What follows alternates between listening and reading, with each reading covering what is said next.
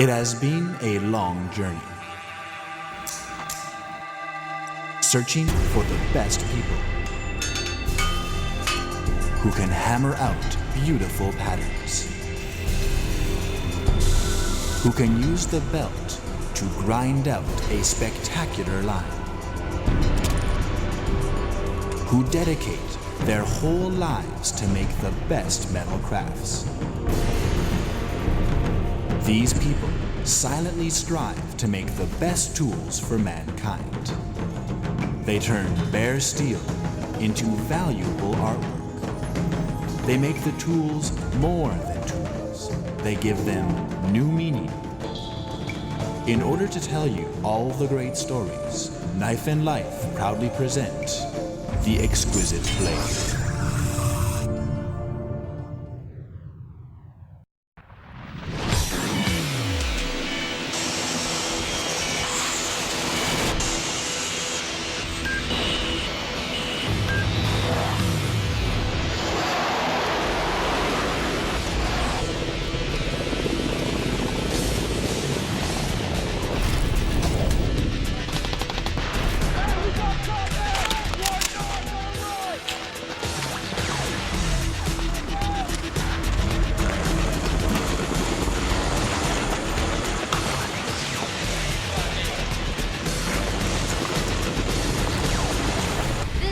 Is the Yarborough knife. It is designated to the American Army Special Force graduates. It was designed by Bill Harsey and was manufactured by Chris Reeve Knives. Chris Reeve Knives is famous for its one-piece range and expansive folders, which are both well known for its toughness and simple artistic design. Let's go and reveal the secrets of knife making and the story of Chris Reeve Knives. This is Boise, Idaho, in the United States. It's located in the northern part of America. Boise is the city of trees. It's the state capital of Idaho. Having developed along the Boise River, the city has maintained a peaceful environment and is a great place for recreational activities. Hi! I'm Anne Reeve. I'm Jessica. Nice to meet you. From Taiwan. Jessica, you've come a long way. Jessica, this is Chris. Oh my God, Chris! It's an honor to meet you. Chris, what I was wondering if you can show me around. The one-piece knives, I came up with the idea in 1978. I wanted to create a knife that was very, very strong, that didn't have any kind of wooden handle to shrink or crack and break, and so I designed this knife where it is all one solid piece of steel. Oh, what's this? Oh, I want to thank my mother, my brother, and the world for giving me this award. So, Chris, what's this? Tell us a little bit about this. That is, we've won the Manufacturer's Quality Award 5 times in the last 6 years. Oh, wow, 5 times. And then we got this The collaboration. What a collection. Reeve Harsey collaboration on the Green Beret, and then The Investor Collector. Yeah, Investor Collector. For our 21st anniversary. there's the Grey Sporting Journal Oh. Award for Best of the Best, and that's the first award that we've had from outside of the knife industry, and that really excites me because it starts to get our name known outside of the regular knife industry. So you got this in 2006, That's which right. is That like... was beginning of this year at the SHOT Show. We got this award. So This is your favorite. that is my favorite. Now, Anne told me that the awards Chris Reeve Knives had won are very important to the company. The Manufacturing Quality Award was awarded to Chris Reeve Knives in the year of 2000, and they received the same award for 5 consecutive years. Wow! After knowing that, Chris Reeve Knives is such a highly recommended knife company in the industry, there's no doubt I'm at the right place visiting one of the best companies in the world. To me, as a fan of knives, everything I'm seeing here is fairly interesting. So, who's this? That's my father. Wait on, let's see. He's holding his little small Sabenza. Okay. And, Was he that- the one who taught you how to make knives? no, No? he's not a knife maker, but he taught me a lot of other things. Oh. He taught me how to do woodwork and all sorts of things. Okay. And he's been involved in the electronics industry all his life, but he's a very fine craftsman as well. So. What did he think of you, making knives and stuff? Oh, he's very proud, and he helped me a lot in the early days. Okay. Just before we came to America, he used to work for me for 2 or 3 days a week, just helping do all sorts of things. So he's a great supporter then. Absolutely. Right. These are all pictures from before we came to America. Okay. And it's just pictures of my shop. We used to work at home. I had a 3-car garage that we worked out This of. is your home in South Africa? That was our home in South Africa. Okay. That's the front section, and that's the back. It was on an acre of property. Is that your bike? That's my bike there. I still have that motorcycle. Oh, okay. This is my workbench back in those days. And, Wow. did a lot of work off that little bench there. You probably do a little bit of woodwork too, right? 'Cause Yes, your I father- really enjoy woodwork and enjoy. This is the little lathe that I had back then, and it was nice. I had a beautiful view out those windows while I was working over a nice green valley. What's this? One of the 2 different methods that we used to use for heat treatment. In those days, I didn't do the heat treatment myself. We'd send it out to have it done professionally. This here is the salt bath furnace, and it's just coming out of the salt bath, and then it'll be quenched into oil. Chris told me that he first started a factory in 1983 in South Africa. After running the company for 6 years, Chris decided to move the company to America, partly because there were some political issues in South Africa at the time, and also because most of Chris's clients were Americans. Chris knew if he wants to expand his knife business, he must make the move. So he immigrated to America in 1989 and told me at first starting up the company in America wasn't easy. Everything you see today is hard work. As new immigrants dealing with a new environment, new market, and unknown future, it was all very difficult.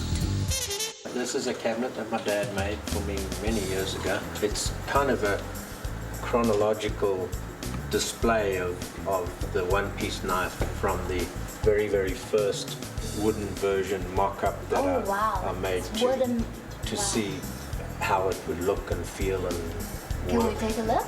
Absolutely. Is that like the first knife you've ever made?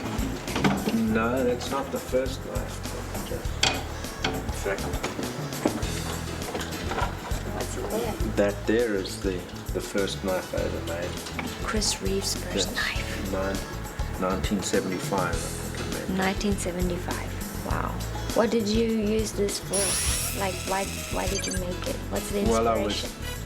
Well, I was called up for military service, and I was an apprentice at the time, and didn't have money to go and buy a decent knife. So I thought, well, I'll make myself one. So Wow. that's what I made.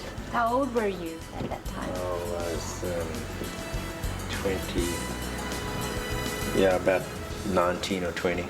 The very, very first one that I made. Right. Okay. So that's a wooden mock-up just to see how it would all feel and look.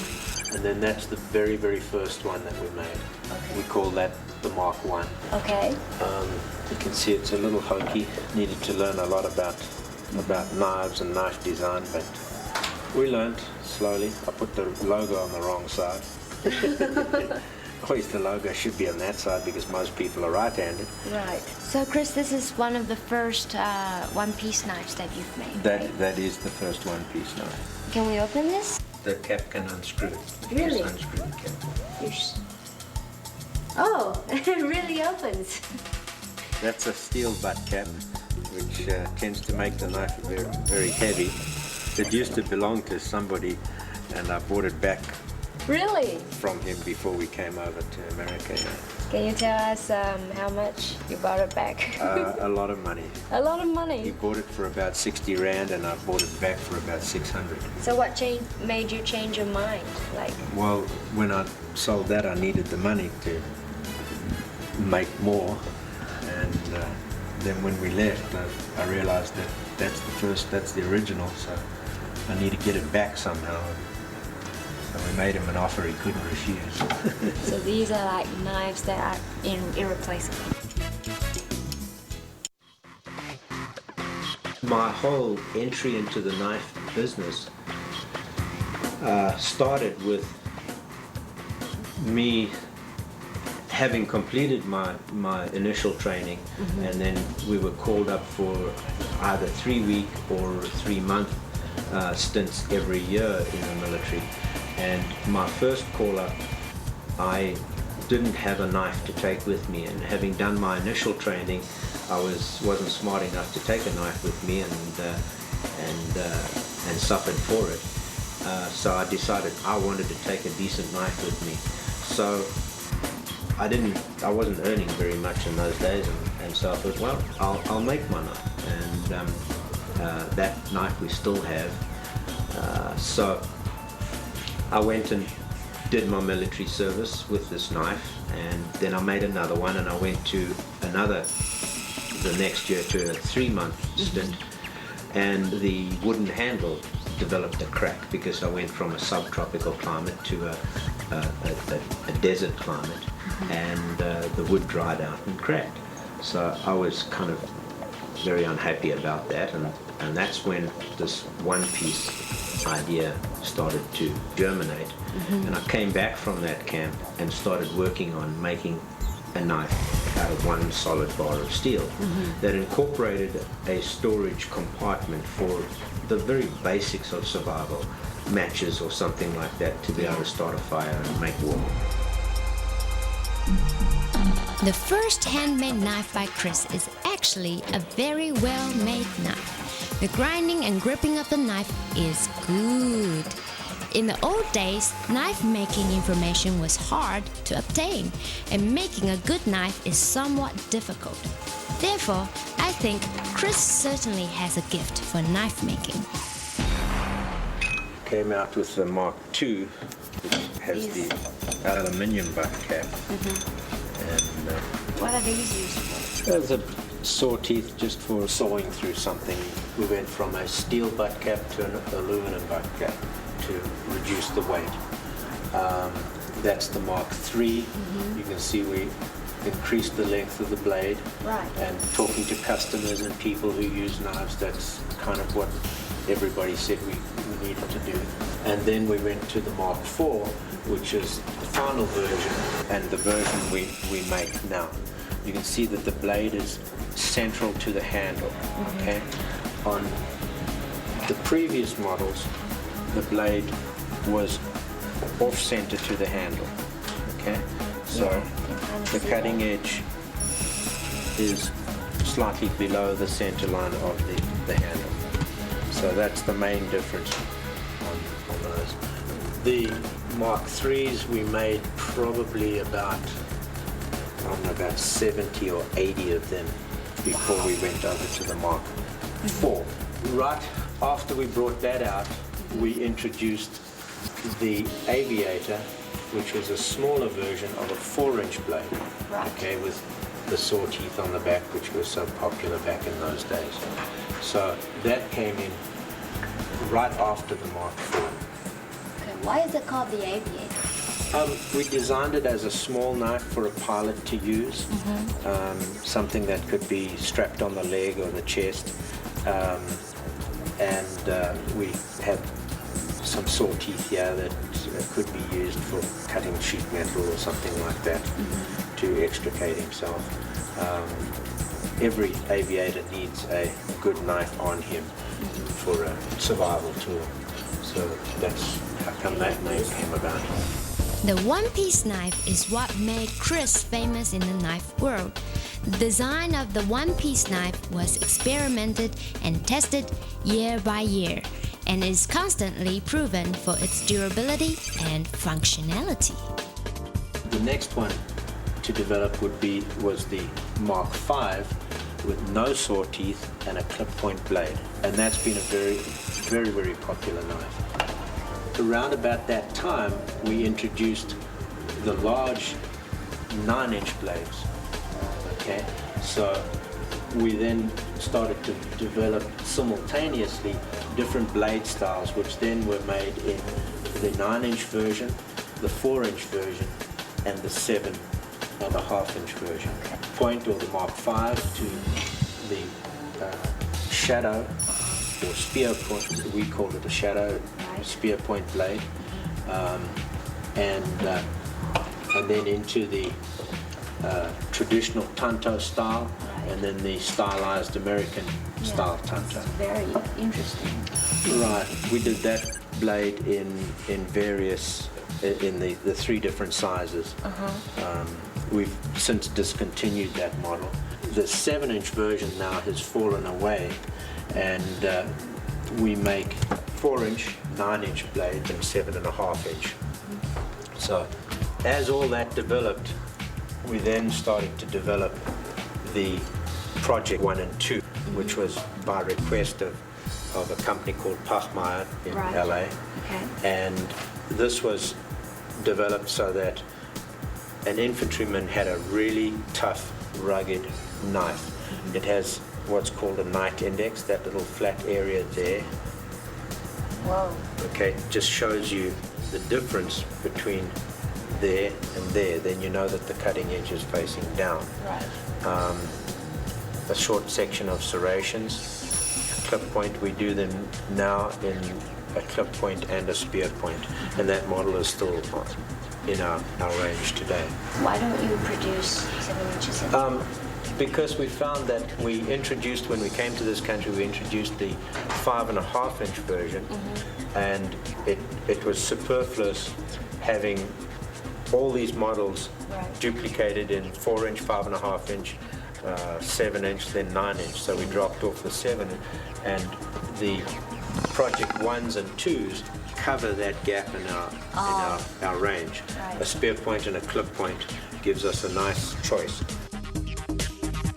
After seeing the amazing knife collections followed by Chris's description, I've learned so much more about the one-piece knife. Some models had been discontinued due to the overlapping functions. Well, I guess many of those knives became hot collector items today. Man, I thought a couple of the knives were pretty cool. It's too bad I can't take them home and I won't be able to collect them anymore. This is actually a rather odd 9 inches, and it was made at a request of a fellow here over in New York. This was made when we were still in South Africa, but it's the same. It's just a larger version of the Mark IV. Okay, so that is one of 11. I can't remember. I think we did 20 like that. And then we found that 10 inches was just too long and bulky. So we cut it down by 1 inch to form a 9-inch blade, which was a bit more functional. So you can see here, that's the difference there. Yeah, it's quite different actually. Yeah. Chris, why do some of your knives have like red caps and like some of them is like black caps? It was a concept we came up with for hunters and outdoorsmen, that a orange cap would be more visible if you drop the knife. It didn't go over very well. So what about, are there like green caps or yellow caps by any chance? We did a greenish yellow cap at one stage. Not very good. What was the demand for it? It was my idea, but it didn't work. When we started making these knives, we started off with a hexagonal cap, and that progressed all through variations, and we've now settled on the round cap. It got more and more difficult to get a hexagonal bar stock on a regular basis. This is a cap that was an experimental version. We didn't have a knurling tool to be able to do it. And Okay, this is special. What is this?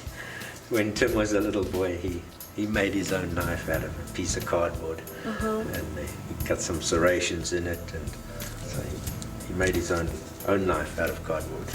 It's very nice. The one-piece knife was first designed in 1978, although other varieties of knives with hollow handles were popular during the 80s. Chris's one-piece knives are still high in demand because it is the strongest hollow handle knife among many mainstream products. Now we all want to know how the knives are made, right? Let's go and find out.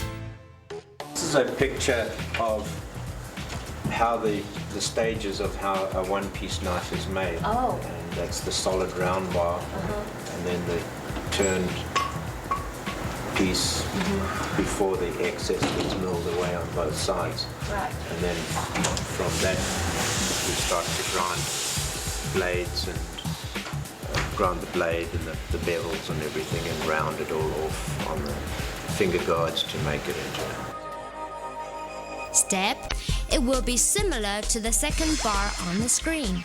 Step 2 is to machine out the blade area and the crossguard area. After this process, the place of origin, made in Republic of South Africa, will then be stamped on the blade.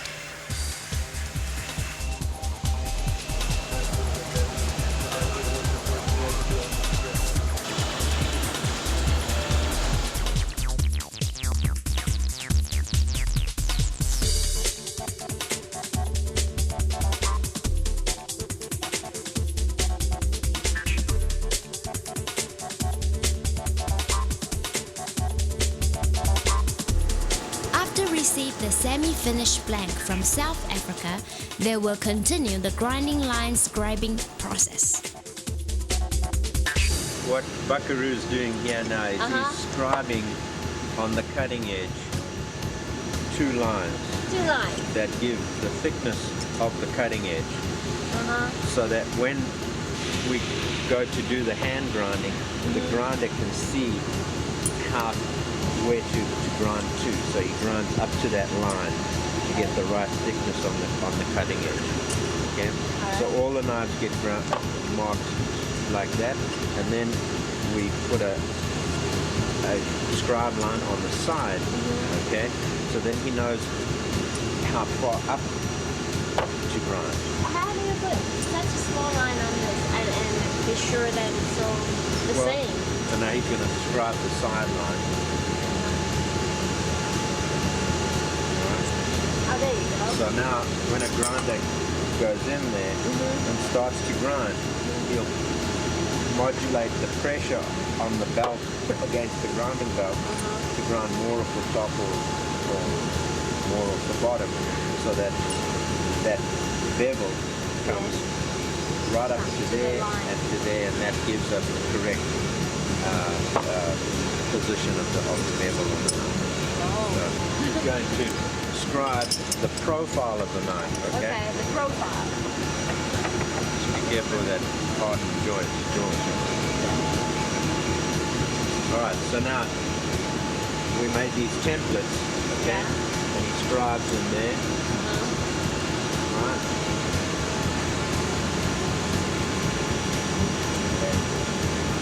There you go. To give us a line there and there. First of all, he will grind what we call the parallel grind, up to here and up to there, and just straight out. Then we'll profile it, okay? And then you come from there and you blend in to form the point. The parallel grind has been done, okay, and it's just been roughed in there. Okay. Now, Bucker will come back and he'll come into that line, into that hollow on the grinding, and then blend it all to the point, and then put the swedge on. After After grinding the bevel, the rough lines left on the blade were then needed to be polished out. The last step is grinding the swedge. All the steps must be executed with precision in order to make perfect knives. During my stay at the factory, I've realized that Chris always asks for 110% performance from all his employees. When grinding the bevel, they use Sharpie to mask the blade in order to help correct the grinding. During the grinding process, the worker will use their fingertip to make sure both sides of the bevel is done evenly. Chris told me he seldom stays in the factory for a long time unless the factory needs him. Chris's primary work is spending time doing R&D work in his workshop. It would be great if Chris can demonstrate some of his grinding techniques during my stay at Boise, which I hope he will do eventually for me.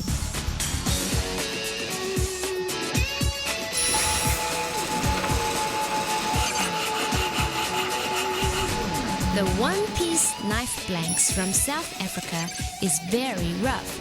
Sometimes the blanks will have burrs, therefore we need to grind it off and smooth it out. Now, I'm practicing my grinding skills. The important part of this practice is to constantly circulate the blank and make sure it's fully in contact with the belt grinder. At first, I thought grinding would be dangerous and hard to do. But hey, look at me. I'm grinding like a pro. Looks like we're done for now. Let's move on to polishing. Okay. Get rid of the rough edges. Okay.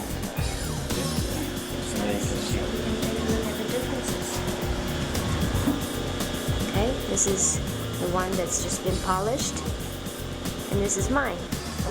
Okay. I've decided I'm gonna get a job here. You may not want to do that. Just kidding.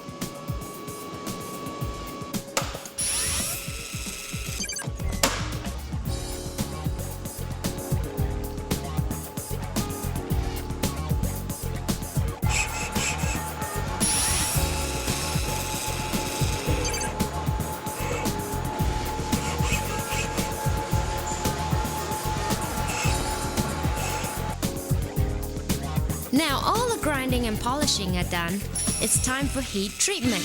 Before heat treatment process, the knives needs to be put into a stainless foil envelope.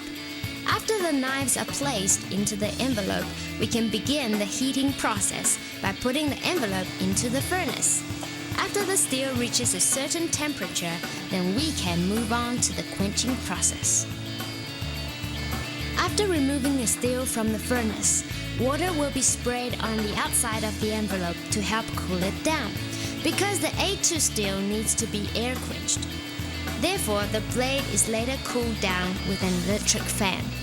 After the blade is chilled to room temperature, the blade is then placed into a tempering oven for the tempering process. The reason we do the above process is so that stress can be released from the blade. After the tempering process, the steel will have the hardness we need. Chris says all the Yarborough knife and some large quantity of folder blades are now sent to the local heat treatment plant for vacuum heat treatment because it's much more efficient and clean than doing so in-house. Wow. We've got Boise River. So Chris, where are we now? We're standing on top of Castle Rock. It's a nice place to look down upon the whole Boise Valley. That's downtown at the Capitol building. The penitentiary down there. Right. There's the football stadium and the university. The Boise River flowing through here. Okay. In the summertime, it's quite a pretty city because there's lots of trees. And that's where Boise derives its name. Les Bois, trees. Trees. So what's the population like in Boise? It's about just under 200,000 people. And so it's not a very big city, but So it's got a very diverse population. Right. Many different kinds of restaurants and things. It's a lovely city. So Chris, like for tourists like me visiting here in Boise, where will you recommend me to go visit? Oh, there's a very nice art museum, natural history and Idaho History Museum. Day trips up into the mountains. In the summertime you can go whitewater rafting just about 20 minutes up the Payette River. Oh, wow. There's fishing in the river all the way through Boise. People still catch trout, and you can bicycle or jog or walk or do whatever you want. I think Boise is a peaceful yet comfortable place to live in. Boise has some great locations for outdoor recreational activities such as whitewater rafting, fishing, and my personal favorite, skiing. It's a really relaxed place to be, and definitely a great place to lay back, get away from big cities. Chris, can I visit your place? Welcome to my home. Yeah? We'll take you inside and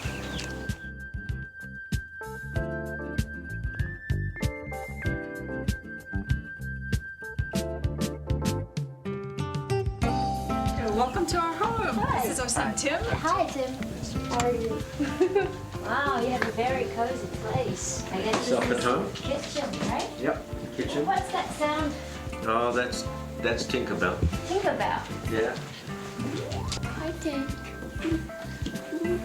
Tink, you're famous now. Oh, smelly. Oh, yes.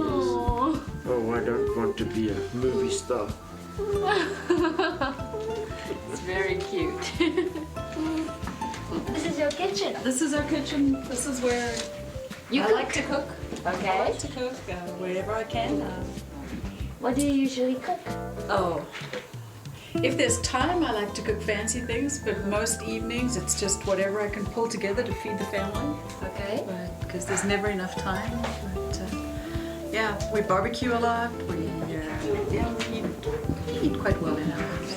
So Tim, you enjoy your mom's food? Oh yeah, better than anyone else in the world. Best in the world, right? Say that to the camera. Oh yeah, best in the world. Oh, happy family. Hang on, I found something. My goodness, is this Chris? That's Chris, a young Chris. Chris, where are you? Wow. Pictures on the top was a motorcyclist that Chris admired a lot. Uh-huh. But then the full pictures, on the bottom picture as well, of Chris, when he was younger, he used to race Grand Prix style bikes. Wow. And that's when he was racing. Okay, wow. How old were you then, back then? 24. 24? So Tim, you want to race? Why not? I just don't have a passion for it. He's smart. Have you ever won any trophies before? Oh, so the Brown Brothers. Wow, beautiful. It's 1970... No. 79? Wow. Yeah, 1979. If I polish it really hard. So, 1979. you drank out of this? You want to try it Tasted again? pretty good. No. It's too much dust. Whoa! I bet a lot of you out there don't know that Chris was once a motorbike racer and actually won several cups. Unbelievable! I think Chris was trained to concentrate well during his years as a racer. And because of the training he went through, Chris always have high expectations for what he do. Like, he always tell his employees, think twice, cut once. Time for sand blasting. So Dave, tell us a little bit about what you're doing over here. After all the machining process is done with each one of the knives, we put them in the sandblaster and set the air pressure at 60 pounds pressure, and then we'll sandblast the entire knife surface so it's nice and smooth and uniform for going to your heating. Well, can you show us, like, what's the difference between the two different... Sure. there they are. Wow, I see the difference. So this is like before and this is like after. Right. Yeah, so this Okay. is the way it'll end up for the paint. So you gotta concentrate always. Yeah, it looks very simple, but there's a lot to it. You know, if you hit if the sandblaster hits at an angle like that, it'll leave a shiny spot. So you have to hit it at a 90-degree angle on all the surfaces. So it's all the same for all the different knives. So maybe can we try it? Sure. Yeah?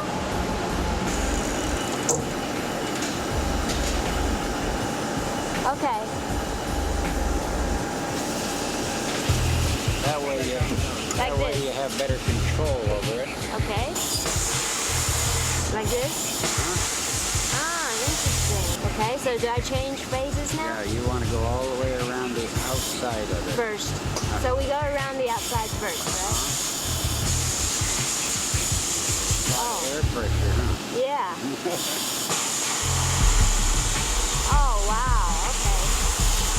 Actually, it sprays pretty quickly, huh? All right. So do I do this phase now? Yeah. Wow. Seem more easier. I think I'm doing a good job. Am I? It takes practice. Takes practice. Okay, I'll try. So up and down, up and down. All right. Okay, so do we need to leave? Am I done? Yeah, we'll have to inspect it. Okay, how do we inspect it then? Well, we'll take it out of there. Okay. Oh, let's see. Now, when you get it out in the light, you get in the bright light, and you look for any places where it's not even. Okay, that part. Down over here. Oh yeah, this part. Here we have to get down in all the little right over here.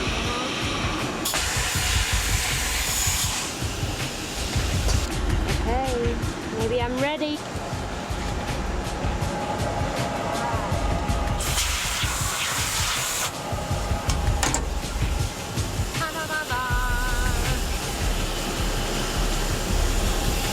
What do you think, Dave? Very good. Thank you. Chris, I have something to show you. Did you blast? Well, Chris, can you tell which one's mine? No, you did a good job. No. Try and make it out. Okay, then which one is better then? This one. Really?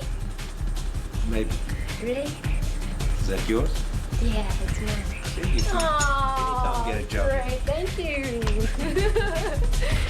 Dave told me that most knives has to go through the bead blasting process. This is one of the fundamental job at the factory. We use a special paint. It's a phenolic-based paint that is a bake-on paint. So it's sprayed on wet and then it's baked for an hour. It's a very, very durable coating. The reason we spray the knives, and it'll be the one-piece knives and the Yarborough, is to restrict any corrosion and to give them a uniform dark grey color that is not a reflective color. Most hunters and soldiers don't want to be out in the boonies and their knife is bright and shiny and reflects the sunlight and things like that. It's a very, very good coating, and we've been using it for 22 years now. So have you thought about doing other colors, like maybe red? We have done other colors. We used to do silver knives in the silver paint, black knives. We've done caps with bright colors, orange and that. But still the grey Sells the best. most popular, yeah. It's a very, very durable paint. That doesn't mean to say it can't get scratched. Every paint, or just about every coat, can get scratched in a way. But it's the thing I like about it is that it's easy to apply and easy easy to take off. There are some other vapor deposition type coatings that are very difficult to take off and very costly to put on. Whereas we offer a reconditioning service, so if a guy's used his knife for 4 or 5 years and scratched and he wants it for $20, we'll make it look like new again. So that's what I like about this paint. It's very durable, very, very good paint. There you go. When you pull it back, Yeah. you got that much that's in air, Yeah. and then you feel that little lip right there. That's where the paint comes out. You go like that and stop one spot, kind of take a apart, so just smooth out. Just move up and down with it. Like this, And then- move up and down. Yeah. Okay. Neat. There you go. Ah, I'm painting. Like this. Okay. Fun.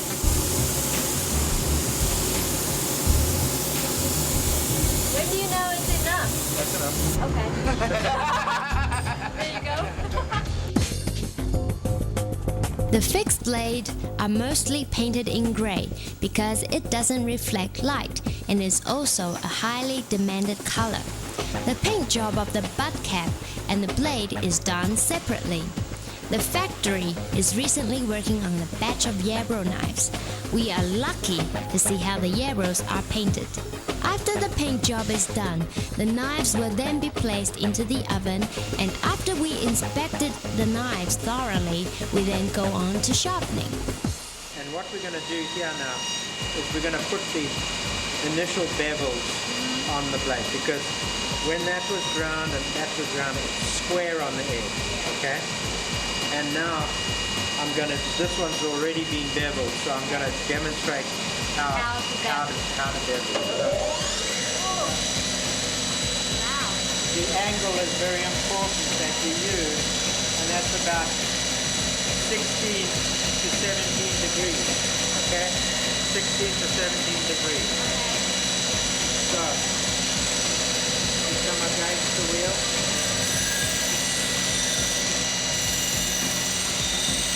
Okay.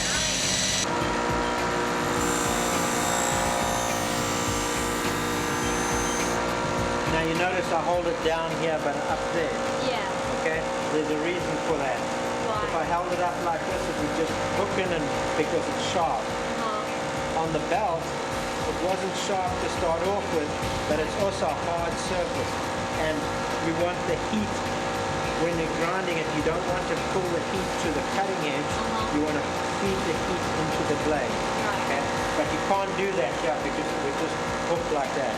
You gotta do it the opposite way. Okay, now, let me just wipe the glue off. Okay, now look at that cutting edge. Feel that. Okay, no burr, and it's smooth. Okay? Totally different. All right, now, Man, it's so sharp. smooth as a baby's bum. It is.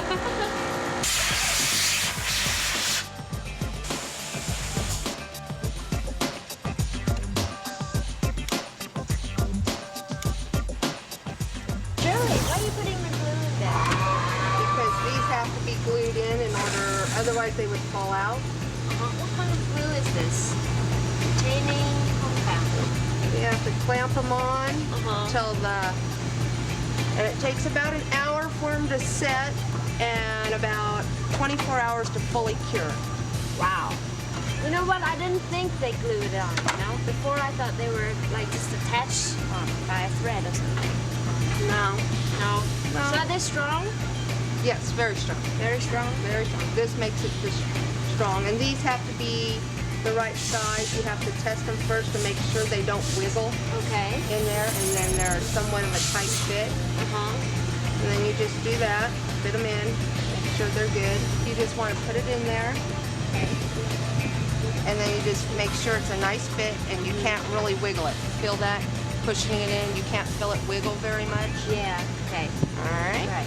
Then you just pull one Pull it out. All right. A little bit of glue in there. Is enough? That's enough. Ooh, I think that's a bit too much. That's okay. Oh, don't go too far because then it'll form an air pocket, and then you won't be able. You'll feel pressure when you try to put that in. But when you put that in, twist it as you're putting it in. Just keep twisting and push on it. Can you feel the pressure pushing towards you? That's because there's an air pocket in there. Wow. You got to get that air pocket out of there. Let me feel something. Okay, it's tight. It's tight.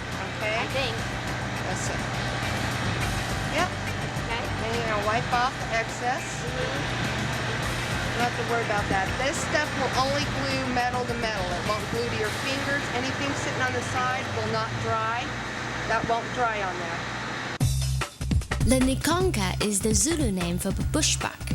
It was introduced in 2001. It had a 7.5-inch blade and comes with the innovative screwdriver kit. It is the most progressive and competitive knife among other one-piece product line.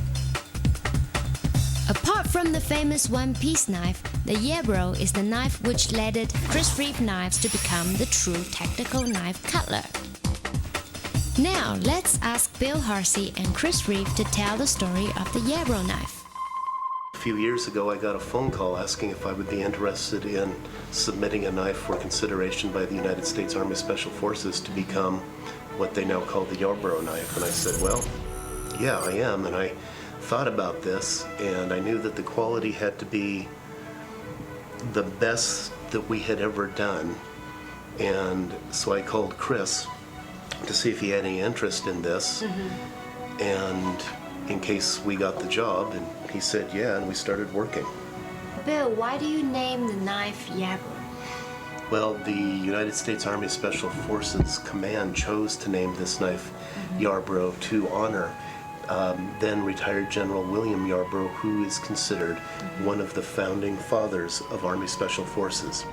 Bill, can you show us some of the sketches that you did for the Yarborough? Yes, I have some. I have the original drawings. Oh, cool. We might need just a little bit more room. All right, Not too that's much. really There we go. nice. I love Bill's way of designing, and it comes from his training as an artist. I don't have any training as an artist. I can't draw like that. So when I design a knife, I make a rough sketch, and then it all just comes out of my head, and I go make it, and then I make another one and modify it. He's smarter than I. He draws it very nicely first, and then makes it. So Well, we're just trying to rough in a concept and an idea, and the only two things that were asked of us by Army Special Forces was they wanted a 7-inch long blade and a full tang knife, which means the steel runs all the way around the handle. And so I knew that the knife had to be used in all weather conditions. The grip, if you grab the knife handle in complete darkness, you had to be able to know where the edge was and control the blade, pushing, pulling, or twisting. Now, Chris added something here that was pretty brilliant to this whole thing. I think we're coming up on this is the final drawing before we began the steel work. On the grip, I wanted 2 finger grooves. So your main strength of your grip does come from the first 2 fingers. They're stronger than the second 2. So we reference the first 2 fingers. We have a thumb ramp so that you can tell, you can put your thumb against it, and we do have kind of an integral double guard so that if you have to hit something really hard with the point of the knife, your hand will not slide up over the edge. But Chris did something that was absolutely brilliant, and it does cause pain to admit this. Chris suggested leaving the outside of the tang of the knife standing proud from the handle. Go ahead and pick up the knife. And so you can feel that's exposed, and it's radiused. It is. If you grab the knife hard, grip it, that would aid in your twisting. Oh, yeah. And so you have another strength and control against the knife, but even more important, if you picked up that knife in complete darkness, the feel of the handle will tell you exactly where the edge is. So, Bill, what's this? Well, that is the first plexiglass pattern based on the drawing And so what I do to continue to try and refine a design is I will actually take a full piece. We use Lexan because it's very tough. And we will make a pattern out of Lexan to start to judge the grip. Okay. To see if the handle-blade relationship seems good or okay. And then when we have a good Lexan pattern, we can lay this right down on a piece of steel and then scribe with a carbide tip scribe all the way around the steel, and we'll have our very first pattern on a piece of steel. And so Lexan's fairly inexpensive. Make a mistake in Lexan, throw it out. Get another one, do it again. And I will do things again and again and again until we get a focus on it. Wow, it's such an honor to see the original sketches of the Yarborough. Through years of Bill's experience in tactical knife design, his work eventually caught military attention. Now, let's hear what Chris has to say about the Yarborough. This profile came to me, how are we going to make this? I introduced a larger radius in the crossguard, which is shown here, and I massaged some of the other shapes to make it more machine friendly, but not take away aesthetic appeal. And you'll notice these are straight edges here. We made that a curve. So I massaged a little bit here and there for aesthetics, function, and machinability or manufacturability. So yeah, it's changed. It's very interesting to see those. Compared to the final knife, this drawing to me seems very crude. Well, yeah, it's an evolution of design, and that is how good design comes about. So, Bill and Chris, what's the material on this knife? It's called micarta. It's a phenolic, it's a composite made up of layers of canvas, cloth, and phenolic resin. And it's all impregnated under a lot of heat and pressure. And it results in an extremely strong handled material, which you can shape it like a hardwood, and it has some unique properties. Like if it gets completely wet, it actually has better wet gripping than it does dry because the exposed fibers of the canvas will swell and will actually aid in the grip. And that's an important feature. Bill, when he designed it, three-dimensional shape, you've got what's called the palm swell, okay? That goes into the palm of your hand like that, okay? And fills out good positive grip to give you a forward and reverse grip. We've also got a swelling here at the crossguard, which aids, again, inability for your hand to slip forward on the knife if pushing it into something hard or where there's a lot of force used. It's a very comfortable knife to hold for a lot of different hand sizes. Now, Bill's hand's a lot bigger, and yeah, my hand's like really small. I'm quite lucky. I have a very average-sized hand, and it fits well, very, very well for me. That was an important consideration because we had to design a handle which an incredible range of people or men would have to be able to grab onto the handle and say, I can make this work. And if you overshape a handle or make the handle too specific, you restrict the size of the hand. Yeah, that's it. And how you use it, how you hold it, or who can hold it. Yeah, you lose that versatility, and it's very difficult to design a handle that will perform for a lot of different hand sizes and because everybody's different. And so now I learned that it's never easy to design a knife with a good grip. A well-designed knife sure requires a lot of creativity and constant experimentation. Especially after what I've heard from Bill and Chris, I think my trip here had been rewarding. According to Bill, after submitting the test sample to the military for review process, the General Commander of the American Army's Special Force, Doug Brown, put together a team of 25 soldiers to review 100 knives, and it was for certain at that point that the Yarborough knife was what they wanted. It was a project that had some pretty tight time constraints on it. You know, we're always busy here. We're always working on a back order situation. And so I was kind of worried that we would be able to put it together. So we gave some timelines or to the military, and as with every military in the world, they want it now. And if you have to work till 2 in the morning, then hey, that's what you do. Bill and I went down to Fort Bragg to Special Forces conference. Then we had a meeting with then Lieutenant Osborne. He said we have 220 something graduates qualifying from Q course. It would be nice if they could have knives for those graduates. And that left us something like about 6 weeks to 6-7 weeks. About 60 days. Yeah. 2 months. 2 months, yeah. So eight weeks. Yeah, that's right. And so we hadn't made fixtures yet, so the fixtures had to be made. The material had to be ordered. Fortunately, I had mentioned it to some of my friends at Crucible Steel. They had put aside a whole billet of some 400 pounds of material just in case we got this.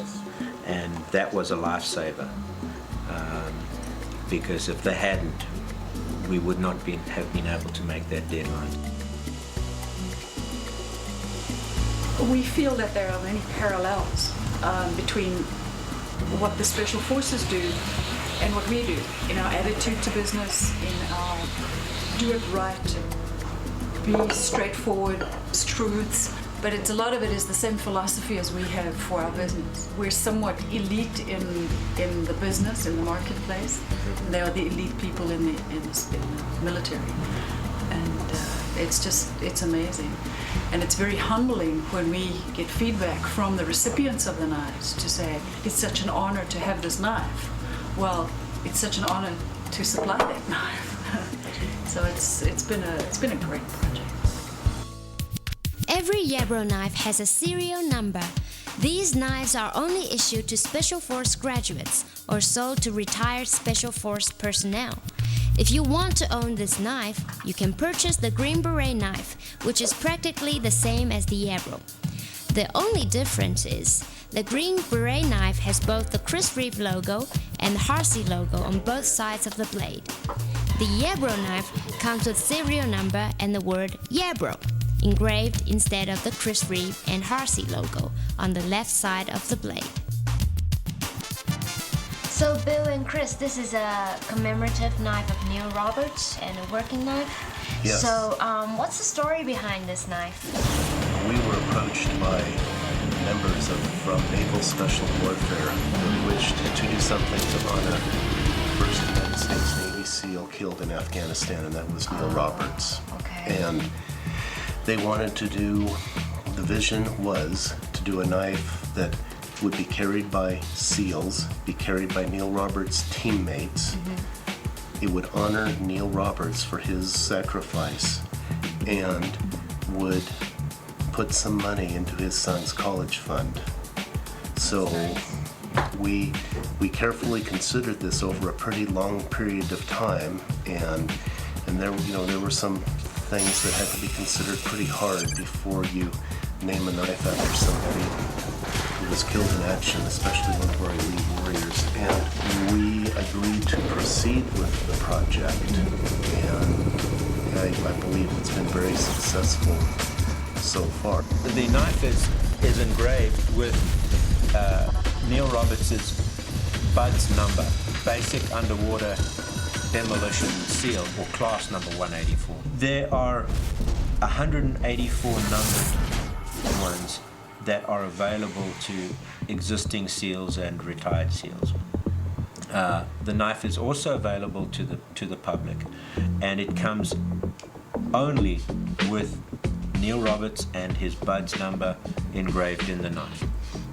We do some that are autographed by Bill and myself and dated on the back. Those are for the collectors of military and tactical knives. And then we do ones that aren't engraved or autographed by us, that are good, hard, down, dirty working knives. I've always been a great believer in never making something just for show. If it's going to be a knife, it's got to be a working knife. 184 of those knives are available only to the SEAL community, numbered, and we keep a very strict control over them. It's not a government issue, it's just the SEAL community involvement.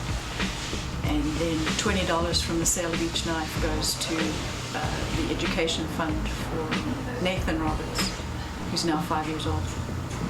But the non-numbered ones are available. The non-numbered ones are available to everybody. When we were down in Virginia Beach in August last year, we got to meet Mrs. Roberts, Patty Roberts, a delightful lady. We got to meet Nathan. We go into projects like this. It's the beginning of many new friendships. Mm-hmm. And sometimes the friendship part of the business is even more important than commercial success. Knife making is not only about skills and designs.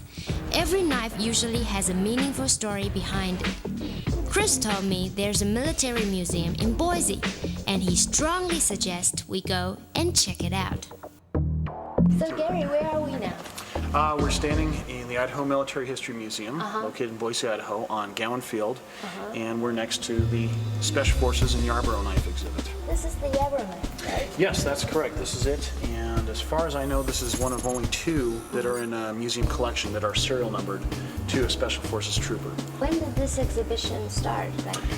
This was Veterans Day of 2003 when we unveiled this, and that's when the knife was formally presented to us. Oh, wow. It's very nice. And we're very fortunate to have this knife in our collection. So are there anything special about this exhibition? Well, it's nice that we can teach the community about the role of the Special Forces. We can use the knife as a centerpiece. And to me, it's a wonderful symbol of the excellence that the Special Forces soldiers stand for. And so we can talk about Idahoans who've been in Special Forces. Right.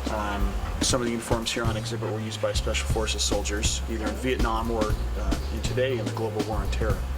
So it's a very nice centerpiece for showing the role of the Special Forces and what they've done for our country. Who's this over here? This is Master Sergeant Jack Frost. His name's Joe, but everybody calls him Jack, of course. And he is the one who donated this knife. The way it works is, in order for someone to have a serial numbered Yarborough Mark knife, they have to be Special Forces qualified. Either they can be a graduate or a recent graduate or have served in the 60s, 70s. What he did was he bought the knife, and it was serial number to him, and then he donated the knife to us so that we would have a real Yarborough Mark knife. And so this is what makes it so unique. You can get a civilian version of this knife, but to have one that's marked Yarborough with the number is just, it's something that doesn't happen every day. Right. What's the number on it? 0286. It's an honorable thing for Chris to see his work placed in a museum. Gary later showed me around the museum, which was really amazing.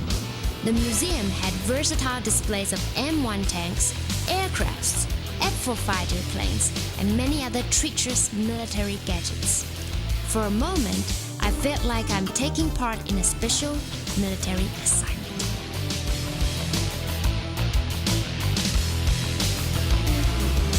I better make my way out of the museum before I get lost. Chris is waiting for me. Anyone here? Oh, Chris, it's you! It's my little den, I guess. Your little den? What do you usually do here? Well, I work on my motorcycles that I enjoy, and Motorcycles? You mean there's more? one over there. Can we take a look? You have a lot of motorbikes. This Suzuki, and then And that's an old bike. That's a 1987 BMW. Wow. Road bike. Which is your favorite brand? BMW. BMW? Why BMW? Because they work. Oh my goodness, there's an even better one here. Chris Reeve knives. So Chris, do you make stuff in here? Yeah, I do. I've been developing a number of different types of motorcycle parts, knives. I've been working on some pens. Pens? Writing pens, yeah. Oh my goodness, these are So not you rotate it bad. like that. These are not bad. So you made this here? So this is like basically like your It's little a- workshop, R&D R&D machine shop, yeah. machine shop. Wonderful. How long did it take you to do this? I don't keep track of time. It's done when it's finished. Made some titanium chopsticks the other day. Oh wow, these are nice. You're a genius. You know how to make knives. Like to and- make things. Oh, great, wonderful. So have you tried using these for Chinese food? They look good. Yeah. Ah, so this is the place where Chris stimulates his inspiration and take care of his favorite hobby besides knife making. It's out of no surprise for me to find out that Chris is not only an outstanding knife maker, but also a brilliant inventor. Now, as your host, I'm going to review a secret. If you are watching this DVD, then you are lucky. Because this is a prototype of a brand new design by Bill Harsey and Chris Reeve, which has not yet been seen before. There, you see, I can, with my computer, I can, this design program, I can design it and move it around, make it the cutting edge and all of that sort of thing. And then I'll show you the handle for that.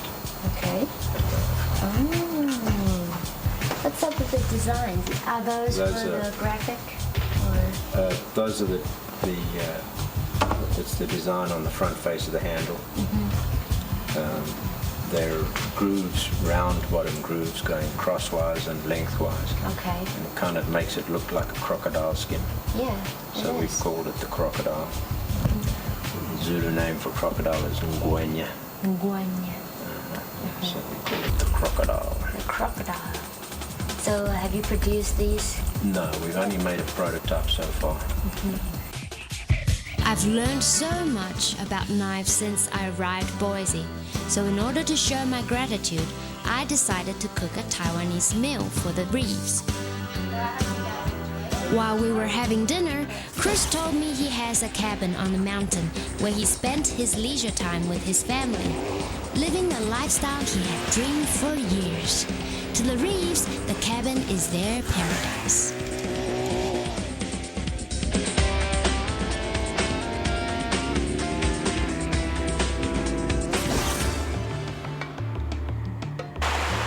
We've got a deadfall here with lots of potential kindling, lots of potential stakes to be made. So use this old Shadow 1 to do that. A lot of the time you can break it off if it's dry. This is pretty wet now. We've had a very wet spring. So we're going to have to chop it off. And we've got a kind of wonky piece here. The reason we use a Shadow 1 is the size and the length of the blade. The spear point shape allows for a lot of weight up front of the blade, which helps in the momentum of the chopping motion. It is also a very useful knife for many other aspects. A nice straight section here is good for sharpening steaks, which we'll demonstrate a little while later. You can see how much weight is up here, and it demonstrates the usefulness of a fairly large knife in the field for prepping some of your survival necessities for keeping warm and things like that. Chop some of the excess material off the point here, make a bit of a point.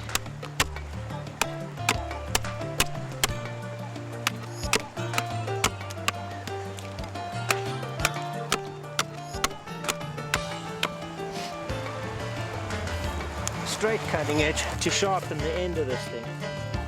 And I usually will hook it into my thigh there and use my body as a vise, and we'll shave away a lot of this material here. Alright, we got a sharp point. Alright, so now that's a straight section from about there to there. So okay, now we have a stake. If you got some flat ground, or soft ground should I say, one could use a rock and pound that sucker in.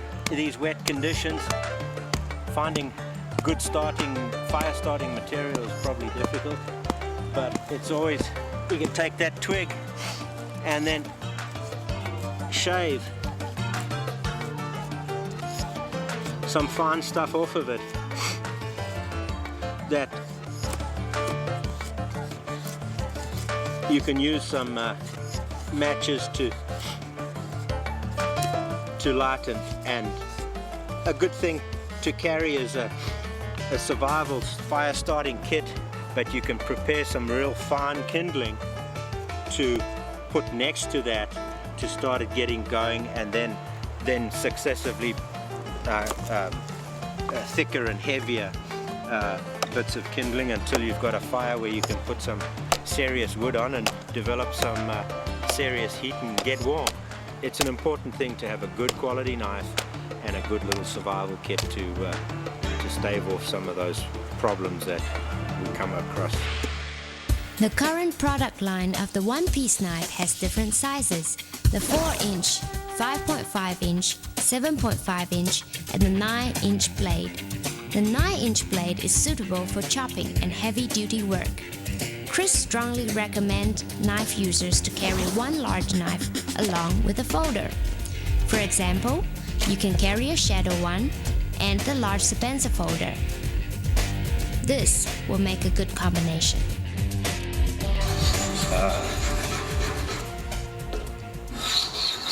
On the S30V, it tends to be a little bit more wear resistant, and I have to put more pressure and a greater circular movement to get the material off than the A2.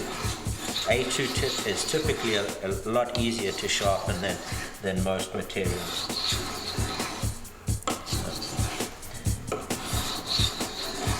S30V holds a good edge, but then it is also difficult to sharpen.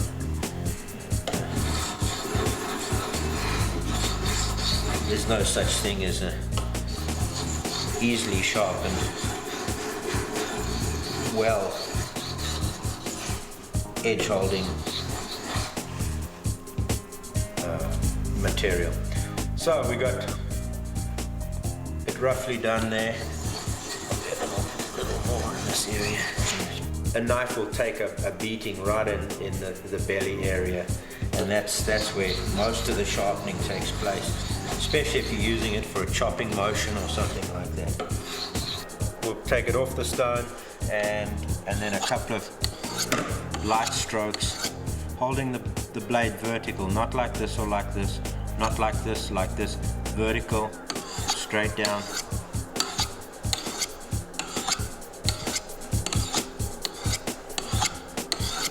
And that'll bring up a nice razor edge that should pop the hairs off, just like that. Nice bald patch now. A good knife deserves a good sheath. The Chris Reeve knife sheaths are loved by collectors for not only its high quality appearance, but also for its functionality and durability. This looks interesting.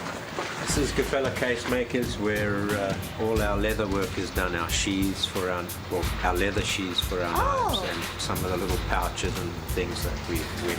This is Steve Derricotte. Hi Steve. Pleased to meet you, Pleased to Jessica. meet you too. So Steve can take you through and show you what he does and how he makes the sheath. Wow, look at this. Did you do all this? These are better selling items in our line of geoscience specialty products for geologists and field engineers.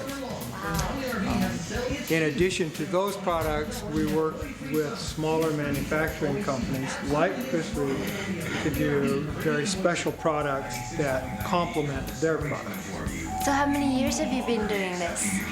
I have had the company for 21 years.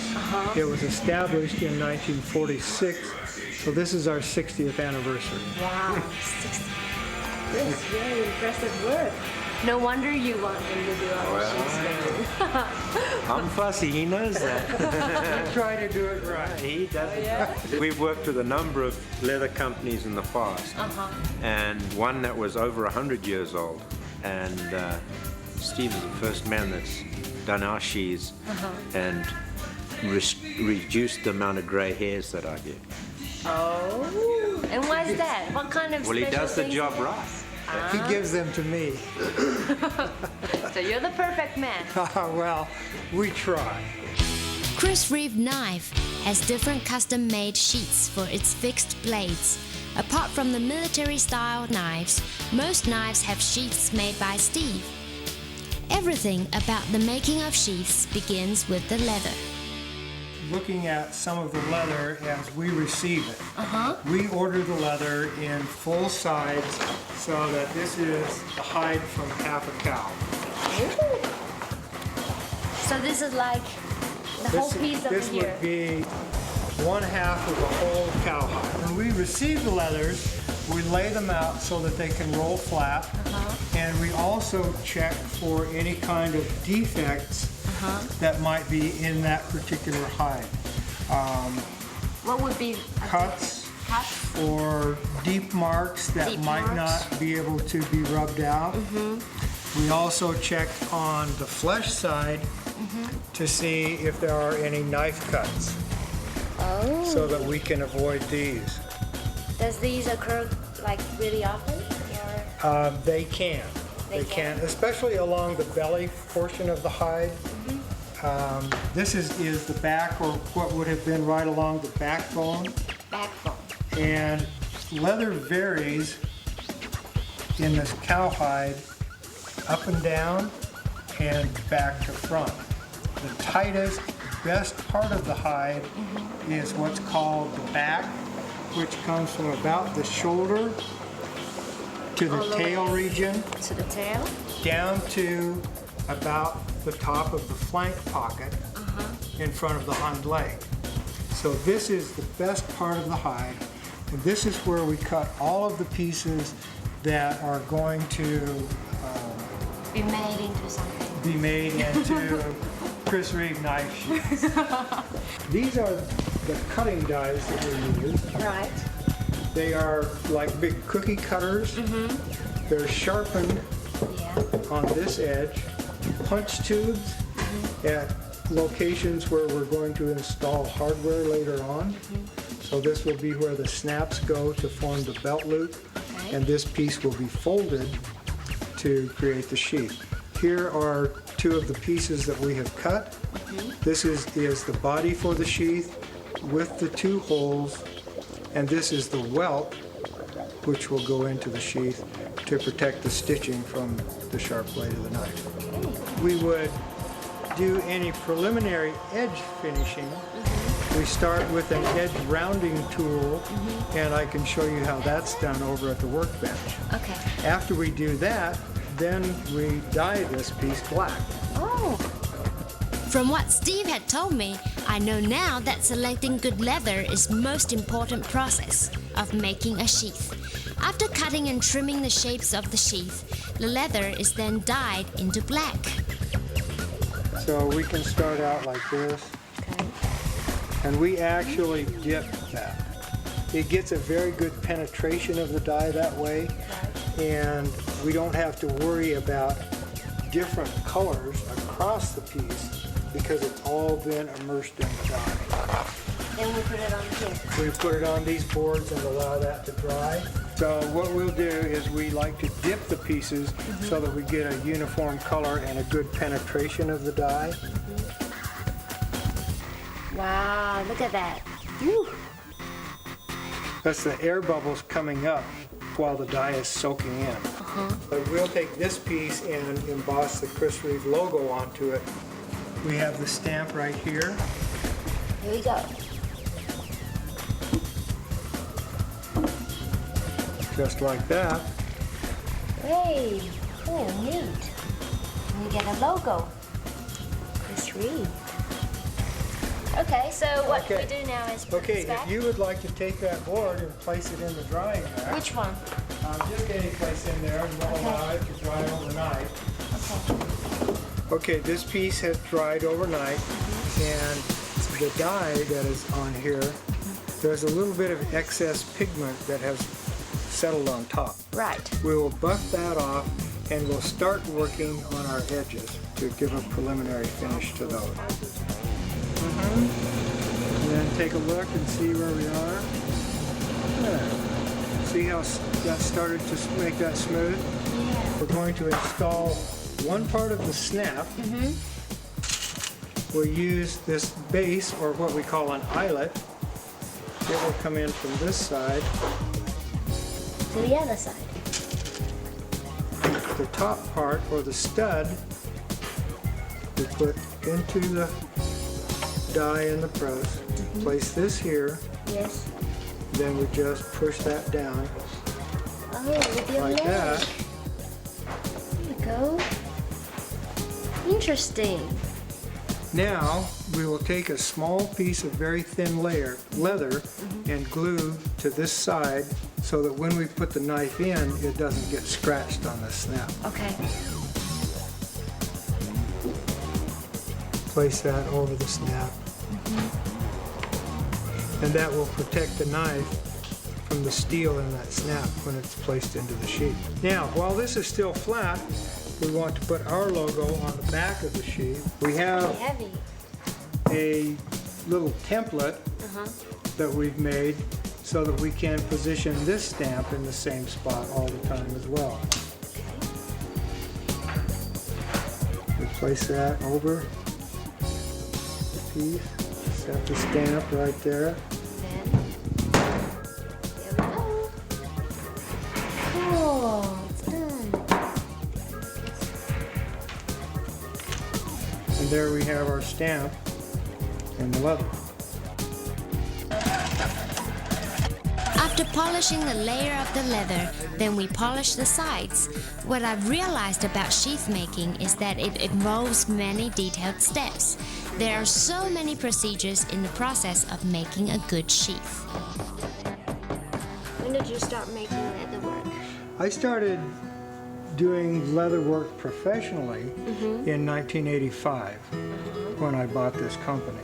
So what were you doing before you... I was a professional geologist. What? Really? Yeah. Actually, it's not as big a leap as you might think, because Really?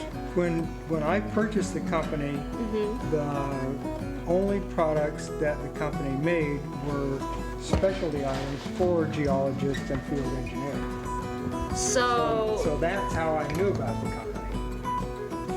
I had done hobby leather work, and those items, I had used many of those similar items in my work as a geologist doing mineral exploration. Oh, no wonder, because when I walked in, I thought these were pretty different from the ones you can get from normal shops. Yes, yes. So they're actually particularly designed for special uses. For special uses by geologists and field engineers. That's right. Steve, do you collect knives too? No, I don't have time to collect them. I just use them. Yeah, which one do you have? I have one of these knives. I don't know if you've seen one of these before. Oh yeah, sure. You know why? Because I have one Maybe too. you have one. There you go. I think yours is a little newer than mine. It's smaller than yours. Yes. I just recently had this knife rebuilt. They put the third blade in it for me. Oh, the third? I've worn out 2 of the blades. It's been a very good tool. It works an awful lot smoother than when I I took it in. Oh my, it was quite a surprise to know Steve was once a geologist, and I've realized that many of Steve's leatherwork designs were made for particular uses, which separates his work from other makers in the leatherwork industry.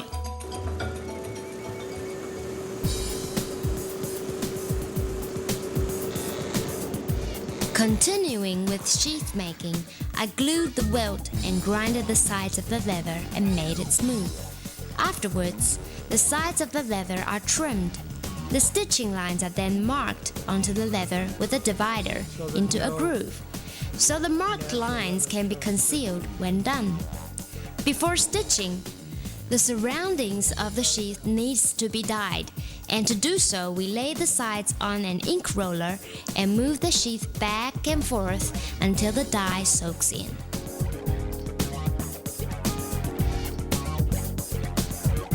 Chris Reeve also has many leather-made products by Steve, such as checkbook covers, wallets, leather pouch for sabenzas, and calfskin pouch for folders. And these items can be purchased through Chris Reeve knife dealers and also through the Chris Reeve website. This particular sheath is one that I designed for Chris. Many of the early sheaths that we did were based on Chris's original designs from when he was actually doing the work himself in South Africa.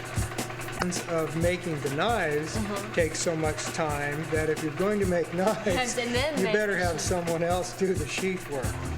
So that's how the whole thing started, and that was right after Chris moved to Boise, and I think that was in either 1986 or maybe 87, sometime around there. It's a long way. It's been a couple of days ago. We've made an awful lot of knife sheaths, I know that.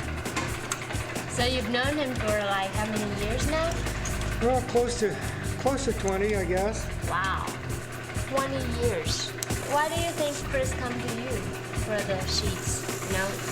I think the big reason that we have developed the relationship that we have with Chris is number one, the quality. Right. Number two, the consistency. Number three, the honesty. And I don't know that I would put them in that particular order. I think probably the honesty first, the quality, and the consistency. We try to never be the weak link in the chain. Wow. His work has been good for our company, and I think that our work has been good for his company. Steve had this sewing machine since the company first established. It had been a reliable piece of machinery for his company. He usually tests the machine every time before he starts sewing. After sewing, we need to polish out the edge. Then we dip the sheath into water to soften the leather. So the shape of a knife handle can be formed when a knife is placed into the sheath. After the sheath is shaped for final finish, we dip the sheath into liquid wax and hang it dry overnight. When it's dried, then punch in the eyelet holes and install the locking snap. Here is a finished sheath. We have added eyelets at the top and the bottom. Right. We have also completed the sheath by adding the rest of the snap. This is a locking snap. It won't open from the top, only from the bottom. That's a good design. Before any sheath goes out of this shop, we always test fit the knife. Hear that click? Right. That's how we want the knife to fit. It's not going to fall out. No surprises. No surprises. No surprises. No surprises. And so that's what we do. And this is a complete project. Now I can understand why Chris insists working with Steve, because Steve is also a perfectionist at what he do, and I'm sure they, as a team, delivers only top-notch work. Okay, it's time to head back to the factory and see how the folding knives are made.